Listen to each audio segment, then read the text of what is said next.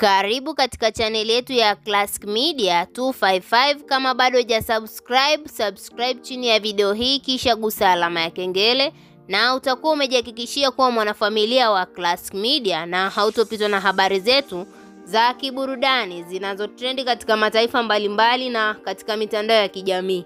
Zuchu ameamua kushare picha zake za ujauzito baada ya kipindi kirefu kukaa offline baada ya sakata lake la ndoa yake kuwa ni gumu na kuzua gumzo katika mitandao ya kijamii. Siku ya leo ameamua kuposti picha hizi zinazoonekana katika screen yako, na ukiangalia vizuri katika screen yako utaweza ona tofauti ambayo iliyopo katika tumbo la msanii huyu ambaye ni Zuchu, na vile vile hata mume wake ambaye ni Diamond Platinum aliweza kuposti baadhi ya picha za Zuchu za sasa hivi akiwa mjamzito na kuandika kwamba alhamdulillah naenda kuwa baba tena. Huo ni ulikuwa ujumbe wa Diamond Platinum baada ya kugundua mwanamke wake ni mjamzito, na ujauzito huu haujafikisha miezi mingi sana, ndio maana aliamua kufanya siri, na sasa hivi siri hii imeweza kuwekwa wazi na mwanadada Zuchu.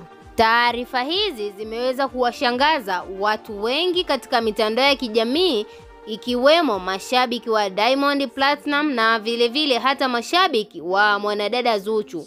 Mashabiki wamelalamika ni jinsi gani watashindwa kuona mauno ya mwanadada Zuchu katika stage kwa sasa hivi, kwa sababu kipindi hiki cha ujauzito anayatakiwa awe katika uangalizi mzuri ili aweze kupata mtoto wake akiwa salama na akiwa katika hali nzuri. Mashabiki wengi wamempongeza kwa upande mwingine, wakisema kwamba mwanadada huyu anastahili kupata mtoto na Diamond Platinum kwa sababu ameweza kuvumilia mambo mbalimbali ambayo yalikuwa yakiendelea between yeye na Diamond Platinum ambaye ni mume wake. Mambo mengi yameendelea hapo nyuma kwa sababu Diamond Platinum alisadikika kwamba hajamuoa mwanadada Zuchu, na iweje sasa hivi ameweza kumpa ujauzito, na ujauzito huu Diamond Platinum ameukubali, na ndio maana akaweza kuposti picha hii ya mwanadada Zuchu kama inavyoonekana katika screen yako.